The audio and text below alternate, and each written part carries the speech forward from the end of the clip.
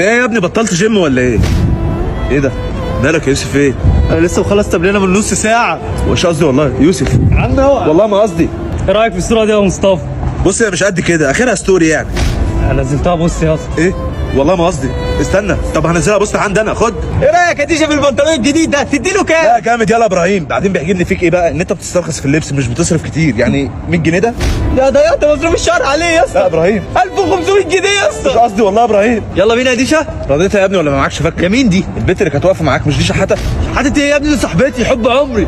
والله ما قصدي. 5 سنين يا عم. انت استنى. بقى يوسف عملت ايه يا اسطى في البنت اللي قلت لي يا هتقابلها؟ عم دي طلعت مش لاقيه تاكل، تخيل لسه معاه ايفون 11. ايه ده؟ والله ما قصدي يا ابراهيم. انت زودتها قوي كده يا قصدي اسطى. عليها هي يا ابراهيم، انت غني. يا لهوي، هي العربيه الكنز دي لسه موجوده؟ دي عربيه عره قوي، دي كانت من ايام جدي. ده لسه شاريها يا اسطى. والله لسه ما اعرف انها عربيتك. إيه يا ميدو استنى، على فكره انا جدي لسه 30 سنه. اعمل ايه دلوقتي؟